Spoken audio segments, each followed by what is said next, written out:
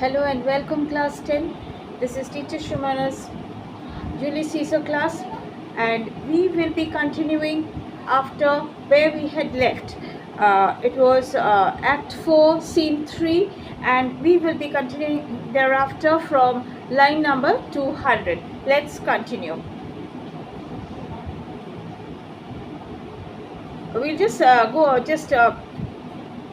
a little back, and we'll just begin with Cassius's speech where he says, "This it is better that the enemy seek us." Now Brutus feels that they should be going forward and meeting the enemy. Cassius feels that let the enemy come forward and seek us. Now they are having again a controversy, because we all know that Cassius, always being senior to him and being more experienced than Brutus, he just gives Brutus an advice, and it somehow has become Brutus's nature I'm sorry, that he just defies Cassius, and he does whatever he wishes to. But we all know till now that he lacks a practical sense of dealing with the situation. So here in this case, Brutus feels that they should be marching along and just attacking the enemy or meeting the enemy, but Cassius feels let the enemy come forward and seek us. Well, let's see. So when Brutus says your reason, so he says, Cassius says, this it is better that the enemy seek us. So shall he waste his means, weary his soldiers, doing himself offense. Whilst we, lying still, are full of rest, defense, and nimbleness. What he says is that if the enemy comes forward to seek us, they will be wasting their energy, they will be wasting their means, they will be wasting so many things. But here, if we are lying at rest, we will be, our defense means of defense will not be wasted, and we will be full of energy and nimbleness. Nimbleness is the promptness with which a person attacks and behaves in a response when attacked by somebody, or when faced with a particular situation. Well, Cassius says that it is better that the enemy seek us, so shall he waste his means, weary his soldiers, doing himself offense, whilst we, lying still, are full of rest, defense, and nimbleness. Brutus. Good reasons must of force give place to better. So yours is a good reason, and he claims that his reasons are better than what Cassius claims to be a good reason. So he says Brutus's justification is this: the people twixt, that is in between Philippi and this ground, do stand but in a forced affection. Well, for they have grudged us contribution.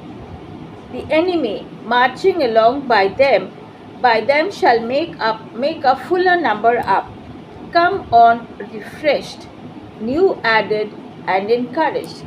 Brutus feels that as they come along, they will be collecting lot of soldiers on their side, and they will be getting stronger. That is what Brutus feels. That is, if they come along, they will be collecting more soldiers and adding soldiers onto their side, and hence getting stronger. But he cannot understand that in the process of marching along, they will be losing many soldiers, they will be losing their energy, they will be losing in short, they will be losing their nimbleness, they will be losing their energy. They won't be able to be as prompt as they would have been if at rest.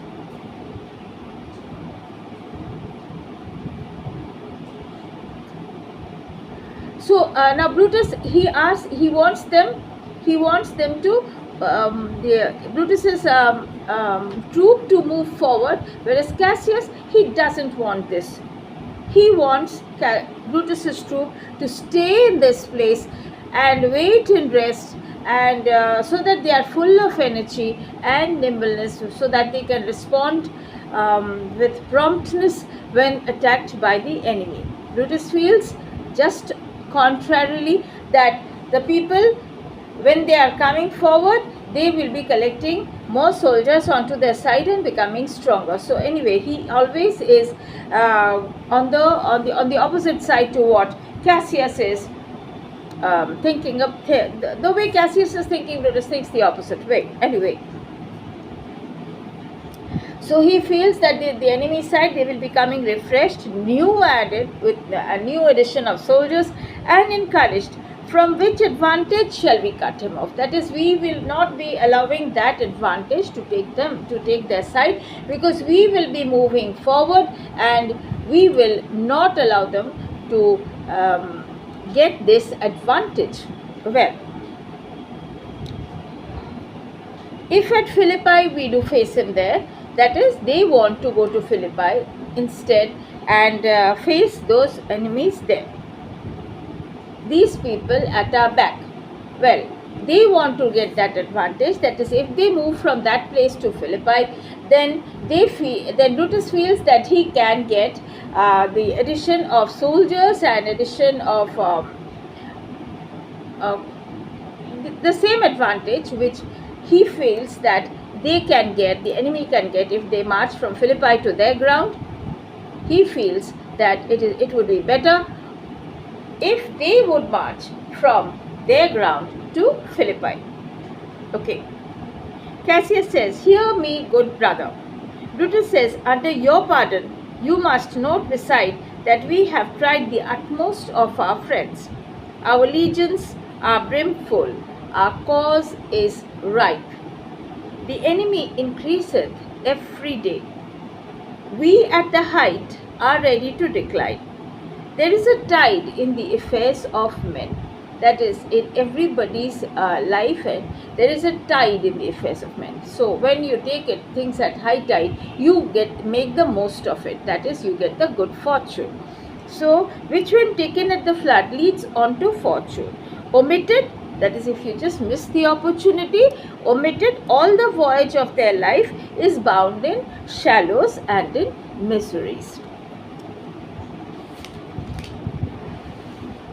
On such a full sea are we now afloat. So we are now afloat on such a full sea, and we must take the current when it serves, or lose our ventures. That is, we must take advantage of the current, and or else we may lose our ventures, we may lose the opportunities which nature is granting us.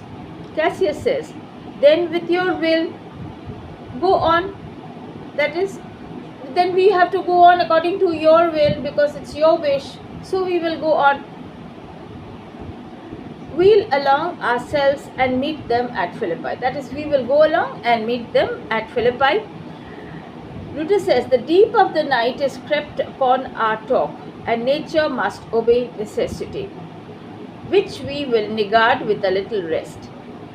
There is no more to say. That is, it is already deep into the night, and as nature as nature demands that we need to take rest at night, so we need to take a little bit of rest before we just move on. So is there any more to say? Cassius says, "No more. Good night. Early tomorrow will we rise and hence." So we will be going early tomorrow, and let us go and take rest now. Alright. Now Brutus says, "Lucius," enter Lucius, "my gown." Exit Lucius. Brutus says, "Farewell, good Messala. Good night, Titinius. Noble Cassius, good night and good repose." That is, please go and take rest, and we need to be very,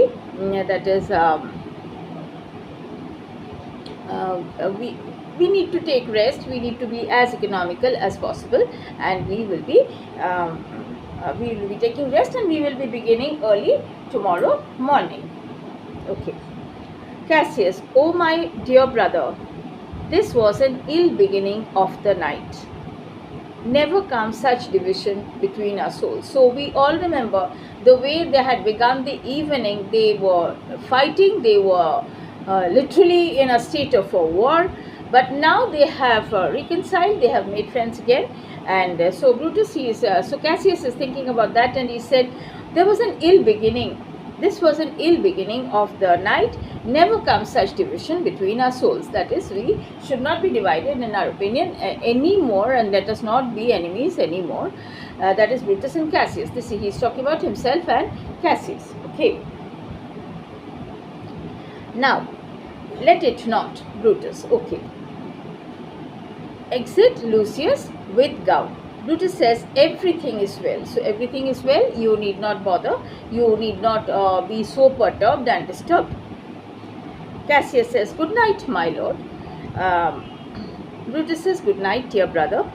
Titinius, Messala, good night, Lord Brutus. Brutus says, farewell, everyone. Exeunt Cassius, Titinius, Lucilius, and Messala. Give me the gown. Where is thy instrument? Brutus says, here in the tent. Here in the tent. So what is the instrument he is talking about? He is talking about a stringed instrument which he, it is for him. He wants to play that, and it is a stringed instrument that he said, possibly a lute. Brutus says, what thou speakest drowsily? Poor knave, I blame thee not. That is Lucius, when he is speaking, he sounds very drowsy, and because it's late into the night, and he is perhaps feeling sleepy. So he says, poor knave, I blame thee not. Thou art overwatched. So you are overwatched. Call Claudius and some other of my men. That is, call some other of my men, including Claudius. I'll have them sleep on cushions in my tent. Varro and Claudius, Lucius calls out. So enter Varro and Claudius. Varro says, calls my lord, I pray you, sirs, lie in my tent and sleep. It may be I shall rise you by and by. That it may be that I may call you and wake you up every now and then on business to my brother Cassius. Varro, so please you, we will stand and watch your pleasure. Brutus says, I will not have it so. Lie down, good sirs. That is, they are saying, okay, we'll stand here and we'll look after you, whatever you want to. So he says that no, you lie down, you take rest. It may be I shall otherwise bethink me. Look, Lucius, here's the book I sought for so. I put it in the pocket of my gown. That is, here's a book I was looking for such a long time, but I had forgotten that I had put it in the pocket of my gown. Lucius says, I was sure, your lordship, but did not give it to me. Lucius says, yes, I was sure that you had not given it to me. I was sure about this. But anyway, Brutus says, bear with me, good boy. I am much forgetful. That is, please tolerate me for whatever I am doing now. Please tolerate me. And because I have become extremely forgetful now. And canst thou hold up thy heavy eyes a while? That is, Lucius, he is feeling awfully sleepy, but Brutus says, that is, can't you hold up your heavy eyes for a while and touch thy instrument a strain or two? That is, he is asking him to play the instrument for him. And I, my lord, and please you. Okay, so Brutus says, it does, my boy. I trouble thee too much, but thou art willing. That is, I trouble thee so much. I trouble you, that is, I trouble you so much, but you are extremely willing, and you always listen to me, that is. So Lucius says, it is my duty, sir.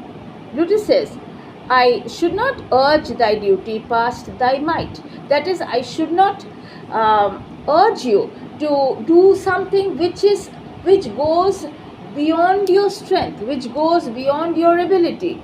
But you are always there to please me. Okay. Now he says, Lucius says, I have slept, my lord, already. That is, I have slept for some time already. Brutus says, it was well done, and thou shalt sleep again. I will not hold thee for long. If I do live, I will be good to thee. That is, if I live, that is, if I am alive, I will be doing everything that is good for you. And so with that, there is a music and a song. And so with Brutus says, this is a sleepy tune, O murderous slumber. Layest thou thy laden mace upon my boy that plays this music. Gentle knave, good night. I will not do thee so much wrong to wake thee. If thou dost not, thou breakest thy instrument. I'll take it from thee. And good boy, good night. Let me see. If is not the leaf turned down where I left reading? Here it is, I think. So we will be continuing from this speech onwards in my next class. Okay, and